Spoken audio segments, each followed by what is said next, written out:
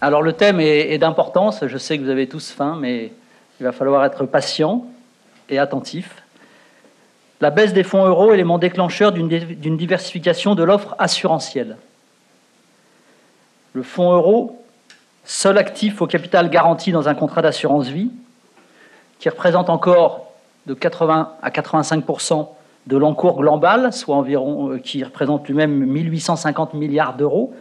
Donc le fonds euro, c'est pas loin de 1500 milliards d'euros encore aujourd'hui, mais continue la lente mais régulière décrue de son rendement, qui pourrait passer en dessous du 1% net cette année, alors même que l'inflation s'envole et se situe sur un an glissant, à près de 5% en zone euro, entraînant donc une forte érosion monétaire pour les détenteurs du fonds euro, et ce, pour la première fois depuis très longtemps. Alors que proposer à nos clients comme solution ou produit alternatif, sans dénaturer leur profil de risque ou de gestion? Comment les inciter à diversifier leurs investissements pour que leur épargne ne connaisse pas d'érosion monétaire et leur apporte un rendement convenable? Voilà, là j'ai posé les bases de cette table ronde. Je vais demander donc à chaque intervenant de se présenter brièvement, une petite minute pour certains, je crois que ce ne sera même pas la peine, tellement ils sont connus. Mais néanmoins, vous présentez votre société, et après j'enchaînerai sur un petit question-réponse, notamment pour les assureurs, sur le fonds euro. Alors Pascal, je te laisse la parole. Bonjour à tous. Donc Pascal Perrier, je suis directeur des réseaux CGP Courtier et du e-business de BNP Paribas Cardiff. Donc BNP Paribas Cardiff, c'est donc la société d'assurance du groupe BNP Paribas. Dans notre business unit, en fait, on travaille sur plusieurs axes de produits et sur plusieurs axes de distribution, en fait, puisqu'on travaille aussi bien en épargne retraite qu'en prévoyance, en assurance d'emprunteurs, donc au travers des courtiers en crédit. Et on a aussi dans notre business unit, on a aussi la partie digitale, B2C, donc en direct au travers du site cardiff.fr. Donc, voilà, donc ça fait une business unit très diversifiée. Et bien entendu, effectivement, on travaille beaucoup en épargne retraite. La retraite, c'est un des gros sujets de l'année au travers du Perrin. Et effectivement, le fonds général est un de nos actifs. Et on verra tout à l'heure dans la discussion que c'est un actif que nous ne, en tout cas chez Cardiff, que nous ne considérons pas comme étant un actif daté, mais qui doit retrouver une position qu'il n'avait plus dans le temps. Voilà. Merci Pascal. Alors, je vais présenter comme Étienne Rouvière qui remplace François Carbone. Mais statistiquement, il en fallait un touché par le Covid. Voilà. Malheureusement, c'est François. On lui souhaite un prompt rétablissement. Étienne, je te laisse te présenter. Bonjour à tous. Donc, Étienne Rouvière, je suis directeur commercial pour la société Anaxago. Pour ceux qui ne nous connaîtraient pas encore aujourd'hui, Anaxago, donc pionnier du crowdfunding depuis 2012 sur le marché français, et on a une activité qui se résume sur deux piliers essentiellement. Le premier qui est de l'equity immobilier, c'est l'accompagnement des promoteurs, des marchands de biens dans le cadre de réhabilitation, rénovation d'un parc immobilier. Et la deuxième activité principale qui est une activité de venture capital, où on va accompagner des jeunes sociétés ou des PME un peu plus matures, donc on peut aller de la série A à la série E. Et essentiellement, on a trois thématiques qui nous tiennent à cœur, donc la santé, l'innovation autour du médical et l'innovation autour de l'immobilier. Mais on ne s'interdit pas non plus de regarder d'autres dossiers, d'autres thèses. Depuis 2012, aujourd'hui, à date, c'est presque un demi-milliard d'euros de levée qui nous ont permis donc d'accompagner les promoteurs et les startups et PME à date aujourd'hui. Et on est sur un marché qui se porte plutôt bien, puisque depuis 2015 aujourd'hui, c'est un peu plus de 50% de croissance par an. Et on arrive aujourd'hui sur un marché qui se structure et qui atteint une taille de un peu plus d'1 milliard d'euros. Donc on commence à rentrer dans le vif du sujet. Voilà. Voilà. Étienne est directeur commercial d'Anaxago. Yoni. Bonjour à tous, donc Yoni, président fondateur de e-Capital. e-Capital, ça existe depuis début 2015. L'ADN d'e-Capital, c'est justement la construction de produits structurés en architecture ouverte. le fait d'être justement ouvert avec toutes les banques d'investissement, un peu comme vous, CGP, avec toutes les différentes compagnies d'assurance vie ou toutes les différentes banques privées ou sociétés de gestion. Nous, on fait ce métier de l'architecture ouverte auprès des banques. Donc l'idée, c'est justement de construire des produits sur mesure avec un cahier des charges précis, justement avec des minimums qui sont devenus très raisonnables parce qu'on est capable de faire aujourd'hui des produits sur mesure à partir de 50 000 euros. Donc ça donne une flexibilité assez forte dans le contexte de marché actuel. Et l'idée, justement, c'est de répondre au mieux à votre coupe-rendement-risque dans la construction de ces produits. On est référencé dans les différentes plateformes d'assurance vie, dans les différentes compagnies d'assurance vie, aussi bien également en compte titre. Donc l'idée, c'est justement de vous proposer tout ce genre de services. Aujourd'hui, on est une quinzaine chez iCapital. On a structuré pour un peu plus d'1 milliard d'euros depuis 2015. Et l'idée, c'est de vous accompagner au mieux dans un contexte justement de taux bas et de fonds euro bas, où justement on essaye de prendre un peu plus de place dans une allocation d'actifs qui nous le permet. Philippe ? J'anticipais. Bonjour à tous. Je suis ravi d'être là et je suis ravi de voir qu'il y a un peu plus de monde que l'année dernière. Quand même. Donc Philippe Parguet, je suis directeur général de Norcia. Norcia, c'est une plateforme qui distribue des produits financiers aux conseillers en gestion de patrimoine indépendants et aux conseillers en gestion de patrimoine indépendants. Ça fait 27 ans qu'on existe. On est toujours indépendants nous-mêmes, d'ailleurs, même s'il y a un groupe DLPK au-dessus qui s'est constitué avec un actionnaire minoritaire qui est Blackfin, mais qui reste minoritaire. Nous distribuons des produits d'assurance vie. On travaille avec plusieurs compagnies d'assurance en France et au Luxembourg. Nous distribuons aussi du compte titre, depuis peu de la SCPI et de la prévoyance, avec le rachat d'Aprev Diffusion, qui avait une compétence sur la prévoyance. Le groupe vient de faire l'acquisition d'une boîte en épargne salariale, donc ça va faire partie des sujets de 2022. Et puis, je crois que j'ai fait le tour. Très bien, merci beaucoup. Les chiffres. Donc, avant de parler d'alternatives éventuelles au fonds euro, on va parler du fonds euro lui-même, parce que, comme je disais tout à l'heure, il représente encore plus de 80% de l'encours global de l'assurance vie.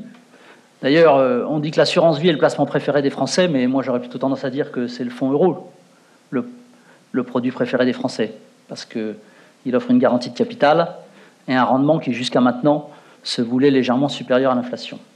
Mais voilà, la donne a changé. Et là, je vais m'adresser aux assureurs et plateformes pour avoir quelques chiffres. Donc, quel poids le fonds euro représente encore dans leur encours global et quel poids dans les souscriptions de 2021 ? Alors, Pascal, est-ce que tu peux répondre à ces deux questions ? Oui, alors avant de vous donner des chiffres, je voudrais juste refaire un petit point de contexte et revenir un tout petit peu en arrière pour qu'on se remette bien l'histoire en tête. Le sujet du fonds euro, finalement, de la manière dont on le pose, finalement, il a que 2 ans. Hein, souvenez-vous, il y a eu pas mal d'émois au moment de Patrimonia en 2019, lorsqu'un de nos concurrents et néanmoins confrères a mis un peu les pieds dans le plat concernant le sujet du fonds euro. Et en fait, tout le monde a commencé effectivement à se rendre compte que, eu égard à la pente des taux, il devenait de plus en plus compliqué pour les assureurs de sortir des rendements de fonds général sans se mettre à risque. Voilà. Donc ça c'était le point de départ et je pense qu'il faut pas le perdre de vue parce que effectivement à l'époque, c'est pour ça que je serai un tout petit peu plus modéré dans les propos. À l'époque, effectivement, c'était le fonds euro, c'était un peu l'alpha et l'oméga de l'investissement. Alors, ce qui me semble plus le cas aujourd'hui. Si on refait l'histoire, donc à ce moment-là, tout le monde se dit, mon Dieu, qu'est-ce qu'on va faire ? Il n'y a plus de fonds euro, on est foutu. Et là, on a commencé à réfléchir un petit peu, et je pense que tout le monde a pris conscience, parce que la conscience, elle n'y était pas. Enfin, moi, je vous raconte ça un peu la manière dont je l'ai vécu de l'intérieur. La conscience n'était pas forcément dans le marché, ni chez vous, les distributeurs, ni chez les clients, que finalement le fonds G pouvait ne plus être l'alpha et l'oméga de l'investissement. Alors pourquoi ? Je pense qu'il y a plusieurs éléments à ça, et pour moi le premier, c'est qu'on a commencé à remettre les choses en perspective, et à dire que finalement un contrat d'assurance vie ou l'investissement dans une assurance vie, c'était pas du spiel, c'était pas un truc où il fallait qu'on sorte de la performance le lendemain matin, et donc on avait quand même un peu de vue. C'est-à-dire que je vous rappelle aussi qu'à l'époque, le Perrin venait seulement de naître, donc on on l'avait pas encore complètement pris dans toute sa perspective, et que le contrat d'assurance vie, c'est quand même encore aujourd'hui l'actif de préparation à la retraite préféré des Français. Voilà. Donc quand on remet tout ça en perspective, on se dit, mais ce truc-là, finalement, c'est quand même du long terme. Et du long terme, ça veut dire quoi? Ça veut dire que vous avez de la performance, vous avez le temps de faire une allocation d'actifs un peu plus sophistiquée que de juste du fonds euro sur le long terme, qui devrait vous donner un rendement, non pas sans risque, mais en tout cas un rendement supérieur et très supérieur à celui du fonds euro, avec un risque modéré. Donc je dirais que le sujet, quand on le pose comme ça, on remet déjà bien les choses en perspective et on se dit que un contrat d'assurance vie, finalement, c'est une enveloppe long terme dans laquelle et au travers de laquelle vous, les CGP, vous pouvez démontrer, j'allais dire, tout votre talent, toute votre expertise, et qui va très au-delà de juste d'avoir du fonds euro. Donc voilà. Donc quand on pose les choses comme ça, on le vit plus de la même manière. Et du coup, enfin là, je vais vous parler maintenant de Cardiff, je vais répondre à ta question. Je suis un peu long, mais j'aime bien remettre les choses en perspective. Du coup, on peut considérer le fonds général non plus comme une classe d'actifs datée, ou dont il faut absolument sortir, ou dont il faut forcer les clients à ne plus faire, mais on peut le remettre à sa place, qui est une classe d'actifs parmi d'autres dans une allocation, dans un contrat d'assurance vie, vraiment sur le long terme. Voilà. Et du coup, quand on a, je pense que ça a commencé à percoler dans le marché. Et vraiment, en 2 ans, je vois une grosse différence d'approche, aussi bien chez vous, chez les CGP, que chez les clients, parce que la pédagogie a fait son œuvre. Donc du coup, on a beaucoup parlé... Oui, alors, je vais t'arrêter. Je trouve que moi, il n'y a pas énormément de communication dans les médias à ce sujet, parce que les journalistes continuent à confondre l'assurance vie et le fonds euro. Je sais pas, je sais pas. Moi, je le vois pas comme ça. Moi, je crois quand je vous entends, quand je parle avec vous, et quand on parle avec les clients, nous, on fait un travail là-dessus. Voilà. Mais donc, on comprend, si tu veux, que finalement, le fonds euro ne peut plus délivrer, être pris tel qu'il était pris jusqu'à aujourd'hui. Donc, pour répondre à ta question, nous, on a aujourd'hui 11 milliards quelque chose d'encours. On est pratiquement en moite-moite, c'est-à-dire que sur les 11 milliards d'encours, on a, je vous parle pour la partie CGP, je ne vous parle pas pour l'ensemble de la compagnie, on a 11 milliards d'encours, on a à peu près 50% donc UC fonds G, c'est vraiment équi réparti. Cette année, on a une proportion d'UC dans la collecte brute qui est autour de 53-54%. Donc voilà, donc on est bien, et encore une fois, par rapport au fonds euro, on ne considère pas que c'est une classe d'actifs à oublier, à mettre de côté, mais à remettre à sa juste place dans une allocation d'actifs avec une vision plus large. Merci Pascal. Je vais poser la même question à Philippe. Alors Philippe, il a la particularité de distribuer un certain nombre de contrats de différentes compagnies. Donc voilà, il va avoir une vision encore plus globale. Alors, dans le jeu des 7 familles, je voudrais le fonds euro. Le fonds euro, alors je mettrai un point de départ qui est un peu avant moi, sur la problématique du fonds euro, qui est celle de l'entrée en vigueur de Solvency II. Solvency II qui, je le rappelle, impose aux assureurs d'avoir des fonds propres en fonction de ce qu'il y a dans le fonds euro. Typiquement des obligations d'État, il n'y a pas de contrepartie nécessaire. Néanmoins, des actions, ça va leur coûter, je ne sais plus, 25 ou 40 points de base en plus, etc. etc. Donc cet élément de Solvency II a fait que bon nombre d'assureurs, ça leur coûtait beaucoup plus cher d'avoir une diversification dans le fonds euro, et donc ont été contraints pour certains de réduire et donc de couper un peu le moteur de performance à l'intérieur du fonds euro. Je reviens sur le sujet pendant très longtemps. Je reviens sur ta question. Alors pour moi, un contrat d'assurance vie en France, je parle, sans fonds euro, ça n'a plus beaucoup d'intérêt. Ou plus exactement, s'il n'y a pas de fonds euro dans un contrat d'assurance vie en France, il n'y a plus beaucoup de sens. C'est une particularité française, c'est une exception culturelle française, comme j'aime dire. Sinon, on irait faire un contrat d'assurance vie au Luxembourg, on a le triangle de sécurité, où on irait faire un compte titre avec la flat tax, c'est pareil. Donc vous retirez un contrat, je vais être volontairement caricatural, mais si vous retirez un contrat d'assurance vie, le fonds euro du contrat d'assurance vie, il perd beaucoup d'intérêt. Le deuxième point, c'est sur les journalistes et le fonds euro. Je pense que le fonds euro, pendant très longtemps, c'était le marronnier des journalistes. Donc, on ne pouvait pas faire une fin d'année sans faire X papier sur le fonds euro, et tout le monde vous appelait « Alors, vous avez combien de performances, machin, blablabla ». Donc, c'était vraiment leur sujet, parce qu'effectivement, pour eux, un contrat d'assurance vie, c'est avant tout un fonds euro, et c'est la seule performance qui est tangible, communicable, et qui permet de, entre guillemets, comparer un contrat d'assurance vie avec un autre, puisque si on a une allocation diversifiée, on ne peut pas dire j'ai fait 5% de perf parce que tous vos clients n'ont pas la même allocation d'actifs. Ça tend à diminuer, très clairement. Après, moi, j'ai été un fervent défenseur de dire que le fonds euro était mort, ce qui n'était pas forcément la bonne idée d'ailleurs, parce que s'il est mort, il n'y a plus de contrat d'assurance vie français, c'est ce que je disais. Mais en revanche, effectivement, je reviens à ce que disait Pascal, c'est que c'est une classe d'actifs à part entière dans un contrat d'assurance vie, c'est la poche qui est sans risque ou à risque réduit, maintenant qu'on passe en garantie brute, ou sur d'autres typologies de fonds euros. Et c'est ce qui permet aux clients soit d'attendre, soit de sécuriser ces investissements pendant un temps, soit d'avoir une allocation qui soit sur un risque plus modéré. Mais c'est un élément qui est indissociable du fonds euro. En termes de parts, alors j'aimerais bien avoir la réponse de Pascal sur les autres marchés, parce que j'aimerais bien quand même savoir entre les indépendants et la banque de réseau et les différents réseaux, quelles sont les différences. Je ne suis autorisé à parler que pour les CGP. Oh. Tu vas prendre un verre après ou pas? Nous, historiquement, on n'a pas eu beaucoup de fonds euros dans nos allocations d'actifs. On n'a pas été, Norcia n'est pas connu ou reconnu pour le fonds euro, même si on a essayé de trouver plein d'idées par rapport à ça.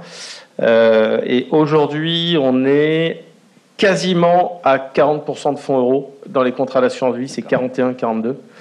41-42% de fonds euros. On a rarement été aussi bas. En général, on était plus sur du 50-50.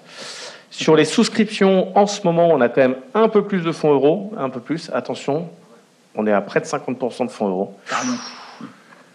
Avec la version au risque. Ok, merci donc, Philippe. Alors, du fonds euro et après, d'autres petites questions, mais une réponse plus rapide, s'il vous plaît. Okay. Les assureurs vont-ils augmenter encore la limite de la répartition entre fonds euros et UC? Aujourd'hui, on est à peu près à 60-40. Pascal, chez Cardif, vous ne bougez pas? Comment ça va se passer? Non. C'est-à-dire qu'on n'a pas, dans les cartons un resserrage de vis de la politique fonds euro à ce stade. Voilà. Pour faire court, on a dans nos offres, on donne la possibilité. Là, je fais juste une parenthèse, mais c'est intéressant pour tout le monde.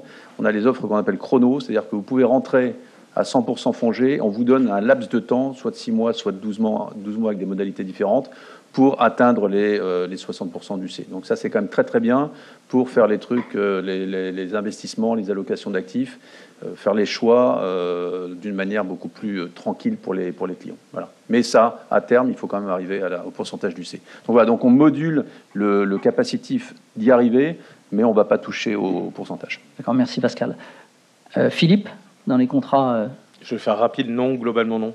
Non, en revanche, ce qui est très bien, c'est qu'effectivement, on voit depuis quelques mois ou quelques années émerger des solutions à 100% fonds euros ou des fonds euros avec des performances plus faibles, le temps de donner le temps que le client investisse. Et ça, c'est très bien parce qu'il y a l'effet timing dans le marché qui est quand même important. Et comme je l'ai dit, le fonds euro, c'est aussi un support d'attente. D'accord. Rendement attendu en 2021 Pour l'instant, c'est... Mais en baisse de combien par rapport à l'année dernière? On n'a pas de chiffre de la police, mais on a les chiffres des manifestants. Oui. Globalement, c'est toujours en baisse. Dans les éléments que j'ai pu recevoir... Pourtant, la part action aura été bonne cette année. Mais ils vont encore faire des provisions? Ouais, je pense, ouais. Pour les années futures. Je pense qu'effectivement, la part action est importante. Ça permettra de faire quelques provisions. Mais on est plutôt sur une tendance à la baisse. De ce que j'ai entendu dire, c'est plutôt 20 centimes. 20 centimes, donc on va vraiment s'approcher du 1%. Hein. Même chose chez Cardif? Comme tout à l'heure, je ne suis pas autorisé à donner un chiffre qui n'a pas encore été publié officiellement. Ce que je peux vous dire, blague mise à part, c'est que oui, effectivement, ça sera à la baisse. Probablement pas de manière dramatique. Oui, on continue à provisionner parce que c'est aussi la sécurisation et la sécurité des encours et des rendements futurs. D'ailleurs, au passage, on a un des fonds du marché qui est le mieux provisionné avec le plus de réserves, donc un des plus sécures.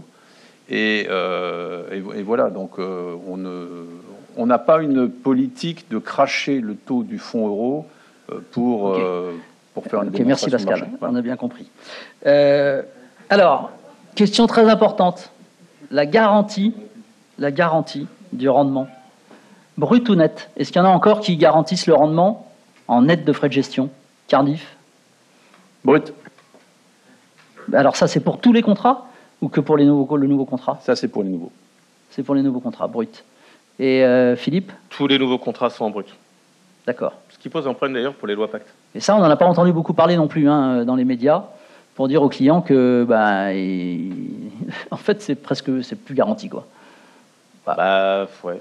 C'est plus garanti. Si jamais tu as un rendement du fonds euro, si les taux remontent, tu as un rendement du fonds euro 0, tu perds 1% de frais de gestion. Donc si tu as mis 1000, tu te retrouves à 999 à la fin de l'année. Alors pour ça, il faudrait évidemment que le rendement du fonds euro soit égal à 0. Mais on a parlé d'inflation tout à l'heure. Si l'inflation à ce niveau-là perdure, on parlera de remontée des taux. Si la remontée des taux baisse de la valeur des obligations, donc baisse de la valeur des fonds euros, donc pour les assureurs, ce sera, le jour où ce sera peut-être jamais à 0 parce que ce sera peut-être la mort du fonds euro et de l'assurance vie. Mais il n'est pas impossible, puisque c'est mis en place, qu'un client perde sur une année par rapport à son investissement. Non, Pascal, tu confirmes ? Non, pas forcément, parce que je crois que les choses, elles ne sont pas aussi manichéennes que ça. D'abord, il y a le poids des réserves, et nous, on a fait des simulations actuarielles assez poussées. Et en fait, selon le scénario de pente des taux, de rapidité avec laquelle le taux remonte, les résultats sont éminemment différents d'un scénario à l'autre. On n'arrivera pas forcément à la catastrophe que tu évoques. D'accord, mais alors pourquoi ne pas garantir un rendement net ? Je pense que c'est plus pour se donner une possibilité qu'avec l'envie de réellement le faire. Voilà. Ça, on est bien d'accord. Oui, Philippe ? Sur la garantie brute, si on prend le schéma du fonds euro, tel que moi je le décris, c'est un triangle. Il y a la garantie en capital, la liquidité et la performance. Et au milieu de tout ça, il y a Solvency II qui impose des règles en termes de provisionnement. Donc, le provisionnement ou Solvency II coûte cher à un assureur. Donc, s'il veut délivrer de la performance tout en maintenant la liquidité, il faut qu'il agisse sur la garantie en capital. S'il veut maintenir la garantie en capital, tout en maintenant la liquidité, ça sera forcément au détriment de la performance. Ou alors, on peut avoir une liquidité qui est plus longue ou une garantie en capital qui est plus longue, comme ça s'est fait sur les euros diversifiés ou les euros croissance. Merci. Donc, tout ça, c'est un équilibre entre les deux. Le fait de passer en garantie brute, c'est donner aussi à un assureur la capacité d'investir un peu plus ou de gonfler son moteur de performance et continuer à délivrer de la performance. Donc je pense que c'est impératif. Est-ce qu'on descendra en dessous de 0 ? À partir du moment où ils ont un moteur de performance et qu'en plus il y a des réserves, comme chez beaucoup d'assureurs, peut-être que ça arrivera, mais je ne pense pas chez les assureurs qu'on a l'habitude de voir. Certainement chez d'autres qui ont eu plus de difficultés à certains moments. Merci Philippe. Dernière question sur le fonds euro. Est-il possible de faire des souscriptions 100% fonds euro pour des personnes âgées ? Si oui, à partir de quel âge ? Et même question pour les majeurs ou mineurs protégés. 85 ans et oui. Ouais, donc on ne touche pas. Voilà. Pardon, excuse-moi, je t'ai coupé. Ouais, c'est un peu au cas par cas. On trouve toujours des solutions pour les personnes qui sont sous tutelle aussi. Il y a les tutelles, les personnes protégées. On trouve toujours des solutions. Alors pas toujours chez les mêmes assureurs, pas toujours au même moment. Ça dépend de plein de choses. S'il y a eu beaucoup de collectes sur le fonds euro ou moins de collectes que prévu. Mais il y a toujours des solutions. Oui. Merci beaucoup. Alors, on voit aussi l'émergence de fonds euro alternatifs. On a eu l'euro-croissance, qui n'a pas eu le résultat escompté jusqu'à maintenant. On a certains assureurs qui lancent des nouveautés. Alors, on va parler d'Euro Private Strategy, le nouveau fonds euro lancé par Cardiff, qui intègre l'Eldorado actuel, c'est-à-dire le private equity. Est-ce que, Pascal, tu peux nous en parler 2 minutes, nous dire comment ça fonctionne, quelles sont les garanties, les risques, etc. Oui. Alors, c'est un vrai fonds euro dont l'objectif, l'objectif est pluriel. Il est déjà de délivrer plus de performances qu'un fonds euro traditionnel. Il est aussi de permettre d'investir dans des classes d'actifs type private equity, infrastructure, fonds impact. Voilà, de profiter un petit peu et de donner aux clients la possibilité d'investir au travers d'un fonds euro dans des classes d'actifs, beaucoup plus modernes que ce qu'on a jusqu'à aujourd'hui. Alors, le fonds, il est composé, finalement, la mécanique est assez simple et rejoint un peu ce que disait Philippe sur le triangle. C'est-à-dire qu'on a 50%, en gros, grosso modo, 50% de fonds euros classiques à l'intérieur de son fonds euro en poche. Et on a autres 50%, effectivement, composés de private equity, de dettes, de fonds d'infrastructure, etc. Voilà. Donc, L'objectif, donc ça c'était pour l'objectif, j'allais dire, thématique et la composition.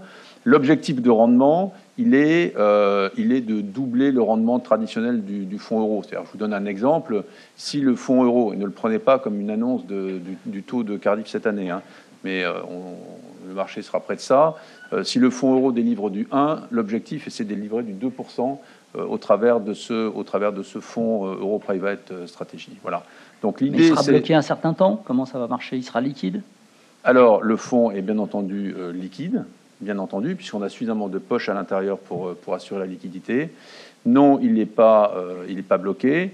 Et la garantie est à 97%, parce que effectivement, pour reprendre ce que disait Philippe, pour pouvoir assurer un moteur de performance qui délivre suffisamment, il faut effectivement se donner un petit peu de marge sur la partie garantie. Voilà. Merci beaucoup, Pascal. Philippe, chez Spirica, Swiss Life et autres, il y a des nouveautés? En fait, pour tout vous dire, pour moi, je suis en train de parler. Un fonds euro, c'est un peu comme un produit structuré d'une manière générale, parce que dans mon triangle, j'ai la garantie en capital, la liquidité qui peut être rapportée à l'échéance sur un produit structuré, et la performance. En fait, c'est un équilibre entre les deux, entre les trois, pardon. En fait, l'euro diversifié, au début, ça marchait bien, hein, avant l'euro croissance. Et on avait lancé ça avec AEP à l'époque. Dès qu'il n'y avait pas de pension, ça s'appelait, avant que ça rentre dans le giron de Cardiff. Et ça avait été une très très belle idée, très très belle performance, ça a très bien fonctionné. Et l'idée par rapport à ça, c'était d'avoir une échéance qui soit plus lointaine, une garantie de capital qui soit lointaine. Alors contrairement au fonds euro traditionnel, on était sur des valeurs de marché, et non pas sur des valeurs de comptables, puisque c'est le jeu du fonds euro. Il y avait donc la provision technique de diversification, la provision mathématique avait vocation à garantir le capital à terme, et la provision technique de diversification à fournir la performance. Et en fait, ça avait très très bien fonctionné parce qu'il y a eu un moteur de performance qui était peut-être un peu moins prévu que ce qui était prévu au départ. C'était la baisse des rendements des obligations, qui fait que la performance des obligations historiques était bonne. L'euro croissance, bonne idée, mais trop tard. Enfin, ça arrivait dans un contexte de marché où les taux étaient trop bas. Donc on ne pouvait pas retrouver ce moteur de performance lié à l'obligataire. C'est même presque dangereux peut-être pour un assuré d'être dessus. Et pour revenir sur Norcia, en fait, on a lancé il y a une dizaine d'années maintenant des fonds euros qu'on appelle les fonds euros actifs. C'est dénomination Norcia pure. Hein. Fonds euros actifs dont la logique c'est la même, c'est de dire que je ne vais pas garantir 100% du capital, je vais garantir 99, 98, 97, voire même en dessous, 95%. Et je libère cette contrainte Solvency 2 ou ce coût Solvency 2 de l'assureur en poche de performance qui peut être investi soit sur des actions, alors pourquoi pas sur du private equity, mais pour nous, dans la logique, c'est plutôt sur des actions. Et en fait, sur les actions coûtent cher à l'assureur, mais ça coûte moins cher en termes de garantie en capital. Et l'idée, c'est de reformuler un moteur dedans. Donc c'est la logique qu'on a depuis pas mal de temps. Alors il y a eu des hauts et des bas en fonction des années boursières, parce qu'il y a des années boursières qui ont été bonnes, d'autres moins bonnes. Mais en tout cas, c'est quelque chose qu'on met à disposition dedans systématiquement. Mais après, d'accord, c'est une solution alternative, mais on perd la garantie en capital à 100%. C'est ça. Enfin, de toute façon, la seule contrepartie, pour moi, la contrepartie, et c'est ce qui est aussi sur le fonds en euros avec du private equity. Je crois que vous êtes à 97% de garantie en capital. Donc du coup, il y a un moment où il faut céder sur quelque chose. Puis, de toute façon, bien, merci messieurs. On va maintenant donner la parole à nos autres intervenants. Alors, on cherche évidemment tous à trouver des alternatives au fonds euro, mais je vais vous rassurer, il n'y en a pas, parce qu'il n'y a aucun autre produit qui a capital garanti. Par contre, à nous de faire notre travail et de faire accepter un peu de risque à nos clients. Alors, le crowdfunding, c'est un nom un peu barbare. Pour moi, le crowdfunding, c'est plus dans le domaine du don. Je me fais taxer par les enfants de mes amis qui montent des boîtes et qui demandent une participation. C'est de l'argent affectif et à fond perdu. J'imagine que c'est pas ça que vous proposez. Alors Étienne, est-ce que tu peux nous expliquer un petit peu ton offre et voilà et quels sont les risques ou les espérances de rendement pour nos clients? Le crowdfunding, juste rapidement, ce que j'aime bien rappeler, c'est qu'on en fait quelque chose de... On a tous un fantasme autour de ça, on ne sait jamais trop ce que c'est. C'est un peu comme quand on parle de blockchain, de crypto-monnaie. Le crowdfunding, c'est quelque chose de très simple. En fait, c'était en 2007, c'était la création, l'utilisation d'une nouvelle technologie qui était un peu obsolète aujourd'hui, qui est Internet. C'est créer une plateforme digitale, Internet, qui permettait de collecter des fonds directement auprès d'investisseurs pour financer l'économie réelle. Donc en fait, ce n'est rien ni moins qu'une plateforme Internet digitale. Autour de ça, après, on peut développer beaucoup d'activités. Chez Anaxago, ce que je rappelais tout à l'heure, donc c'est 2 activités principales. La première, c'est l'accompagnement des promoteurs et des marchands de biens. Alors quand on dit promoteur, marchand de biens, ce qui est intéressant, c'est que on a tous eu cette approche immobilière à un moment donné dans sa vie. On s'est dit, tiens, je vais racheter tel appartement, je vais le rénover, je vais faire plein de travaux et je vais pouvoir le revendre avec une belle plus-value à la sortie.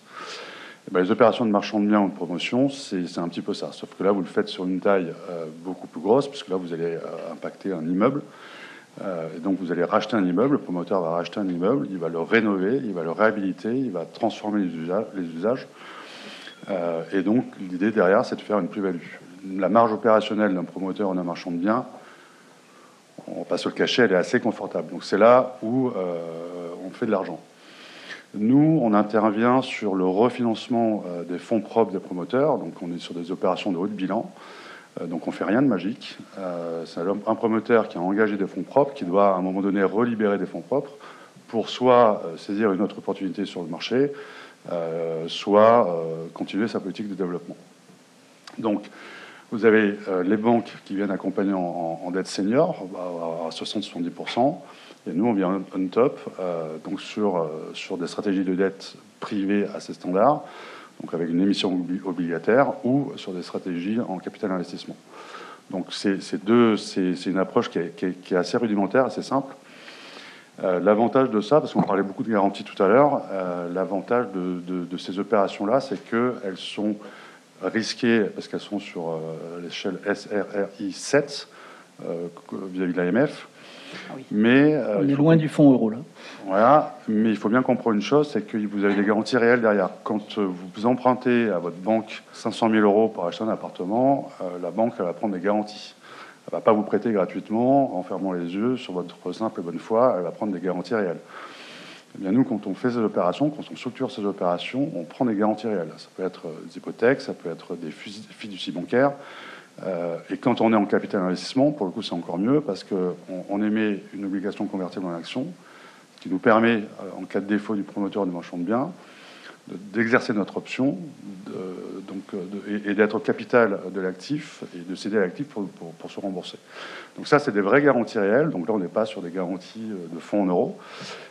Mais je pense que ce qui parle à nos investisseurs, c'est ça, c'est cette garantie qui n'est pas une promesse on te garantira le capital, c'est j'ai emprunté ou j'ai prêté 500, derrière j'ai une garantie réelle sur un actif qui fait plus de 500. La banque se sera remboursée bien évidemment avant parce qu'elle aura pris elle-même ses propres garanties. Nous, on aura pris nos autres garanties.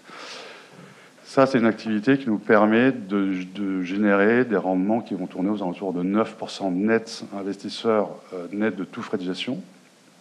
Donc quand on dit ça, ça paraît la martingale absolument incroyable. C'est pas une martingale. Ça fait rêver, oui. Il faut comprendre que 9%, quand on structure un deal avec un promoteur en marchand de biens, en réalité, on pèse 1 à 2 points maximum sur sa marge opérationnelle. Donc c'est pas grand-chose. Et le promoteur ou le marchand, quand il a besoin de fonds, s'il sollicite sa banque, ça peut prendre beaucoup plus de temps avec en tout cas le risque de se voir refuser le crédit, surtout s'il est déjà à 60-70% de dette senior.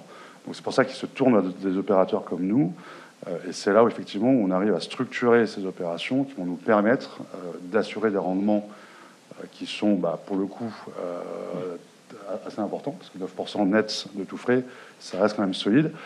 Et alors je reviens sur le risque, parce qu'on l'évoquera très rapidement, mais c'est important. C'est un marché qui s'est structuré, qui est assez jeune, qui s'est structuré depuis 2015. Et ce qu'on constate, c'est que le coût du risque, il est en moyenne à moins de 1. Ce qui veut dire qu'entre la classification AMF de 7 et le risque réel, en tout cas sur les opérations, il y a quand même une discordance qui est assez flagrante. Et même sur les 3-4 dernières années, on est même inférieur à 1. Ce qui veut dire que la rentabilité, comme je vous annonce, du 9% net investisseur, c'est du 9% déduit du coût du risque. Ça veut dire que la rentabilité brute est bien plus D'accord. Merci Étienne. J'ai une question quand même. On parle là de la diversification dans l'offre assurantielle. Oui. Est-ce que les produits sont exactement. éligibles à des contrats d'assurance vie? On a créé un FCPR qui est logeable dans tous les contrats d'assurance vie luxembourgeois. Un luxembourgeois seulement? Alors, luxembourgeois aujourd'hui, et on est en train de travailler avec un autre assureur sur lequel on va lancer notre offre assurance vie avec la possibilité de rentrer ces fonds d'un côté, donc en equity immobilier, au travers d'un FCPR qui s'appelle Society 2021, qui va soft-closer en juillet de l'année prochaine. Et l'année prochaine, en fin de deuxième semestre, on sera amené à proposer un autre fonds qui sera logeable effectivement dans ces contrats d'assurance vie. L'idée pour nous derrière, c'est de pouvoir le proposer sur le grand nombre de contrats d'assurance vie de droit français, pour que effectivement vous puissiez demain proposer cette alternative à vos clients. Merci beaucoup Étienne. Alors Yoni, qui va pratiquement terminer cette table ronde, les produits structurés. Ça, c'est un bien grand mot. Là aussi, c'est souvent compliqué à expliquer à nos clients. Il y a des scénarios médians, favorables, défavorables. Il y a des indices, on ne les connaît pas, on ne comprend pas tout, et eux non plus. Moi, j'aurais tendance à dire aussi que quand les marchés sont hauts, je me dis, est-ce que je fais du produit structuré? Il ne va pas se déboucler, donc mon client il va être scotché avec ça pendant 10-12 ans. Et quand les marchés sont bas, je me dis, pourquoi je ferais du produit structuré? Je vais aller directement sur les actions, je gagnerai plus que le produit structuré. Voilà.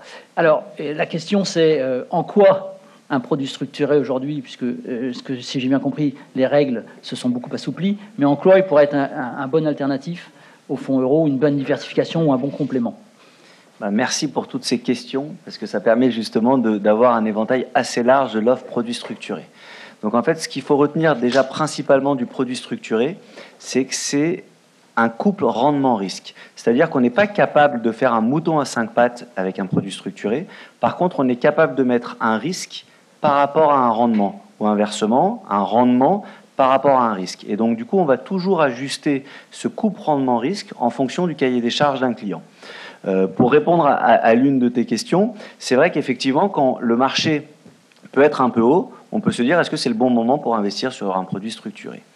Finalement, on constate que même avec un marché haut, on peut faire des produits structurés qui s'adaptent à la conjoncture de marché. Et c'est là toute la beauté de l'outil produit structuré, parce que typiquement, en ce moment, on fait par exemple des produits avec des rappels à la baisse.